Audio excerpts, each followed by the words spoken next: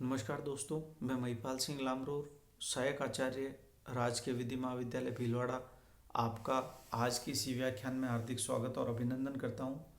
विद्यार्थियों, जैसा कि आपको विदित है, हमारी वर्तमान की चर्चा का विषय संपत्ति अंतरण अधिनियम 1882 या ट्रांसफ़र ऑफ प्रॉपर्टी एक्ट 1882 है।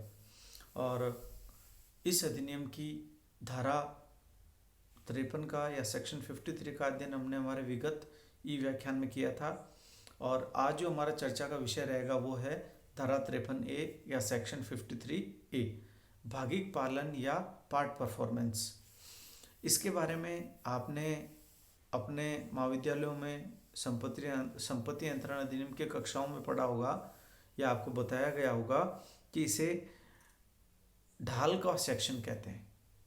यानी इसे समझाने के लिए या याद रखने के लिए ढाल वाले सेक्शन की संज्ञा दी जाती है। तो इसे क्या कहते हैं? तलवार नहीं, ढाल।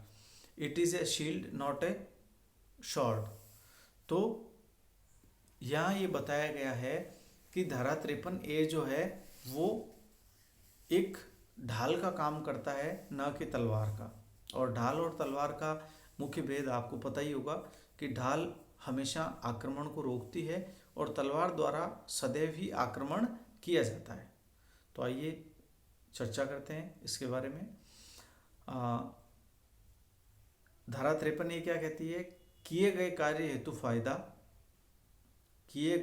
हेतु फायदा अतः आंशिक पालन, न कि आंशिक अपालन। यानी कोई व्यक्ति कोई कार्य करता है तो उसे उसके द्वारा किए गए कार्य का कुछ लाभ मिलना चाहिए, ना कि न किए गए कार्य की हानि होनी चाहिए। तो विस्तार से हम देखते हैं इस सेक्शन को। आइए, धारा 53A के आवश्यक तत्व क्या है? पहला, स्थावर संपत्ति का अंतरण सप्रतिफल लिखित व हस्ताक्षरित संविदा द्वारा हो। यानी यहाँ पर अचल संपत्ति के अंतरण की बात की गई है और ऐसा अंतरण कैसा होना चाहिए? एक लिखित संविदा के माध्यम से होना चाहिए। और अगला बिंदु क्या आता है? अंतरिति ने अंतरित संपत्ति का कब्जा ले लिया हो या पहले से काबिज है, अर्थात जो ट्रांसफरी है उसने पोजीशन टेक ओवर कर लिया है या प्रीवियसली अपने पोजीशन में उस इमूवेबल प्रॉपर्टी को रखता हो, या अंतरिति ने संविदा के अनुसरण में कोई कृत्य कर लिया हो, या जो ट्रांसफरी है उसने संविदा के अनुसरण में या संविदा के पालन हेतु कोई कार्य कर लिया हो। और अगला बिंदु है, अंतरिति ने संविदा में अपने भाग का पालन कर दिया है या करने को तैयार है। Transferee has performed his part of contract और he is ready to do. अर्थात जो अंतरिति है उसने अपने पक्ष का या अपने भाग का पालन कर दिया है या पालन करने को तैयार है। अगला बिंदु है, रजिस्ट्री कराना अपेक्षित हो किंतु करवाई नहीं गई हो। Registration is required but still pending. अर्थात जो अंतरण हुआ है और अचल संपत्ति के अंतरण में अंतरिति ने कब्जा पा लिया हो या पहले से ही कब्जे पर या संपत्ति पर काबिज हो, लेकिन अंतरणकर्ता ने अंतरिति के पक्ष में रजिस्ट्रेशन नहीं करवाया है या रजिस्ट्रेशन या रजिस्ट्री की औपचारिकता शेष हो। और अगला बिंदु, अनजान प्रतिफल सहित बिना सूचना वाले अंतरिति पर धारा 53 लागू नहीं होती है। यानी कोई ऐसा व्यक्ति जो अनजान हो प्रतिफल से और प्रतिफल सहित हो तो यहाँ पर धारा 53 लागू नहीं होती है। आंशिक अपालन के सिद्धांत की प्रकृति या nature of the theory of part performance.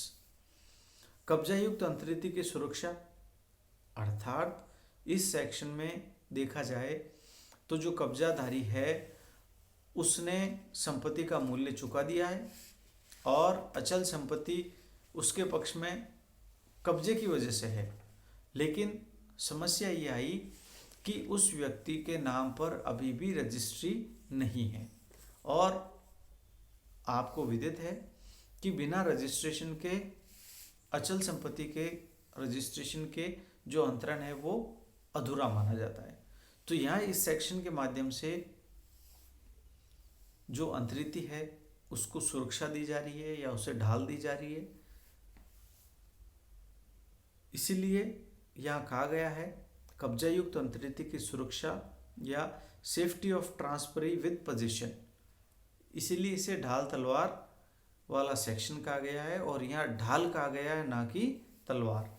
यानी जो अंतरिति है वो न्यायालय के समक्ष उपस्थित होकर कहता है कि मैंने अपने पक्ष का, संविदा के पक्ष का पालन कर दिया है या करने को तैयार और तत्पर हूँ, और अंतरणकर्ता को भी बाध्य किया जाए कि वह अपने भाग का पालन करे।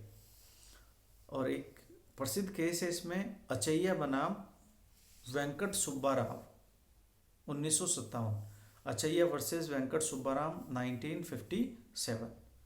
तो इस प्रकार हमने आज धारा 53A के बारे में चर्चा की, और ये ढाल तलवार सेक्शन के नाम से प्रसिद्ध है।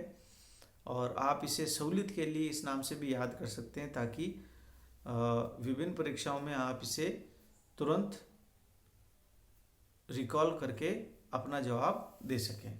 तो यहीं पर हमारे आज के इस ई व्याख्यान को विराम दें। आपसे पुनः अगली ई व्याख्यान में भेंट होगी। तब तक के लिए धन्यवाद।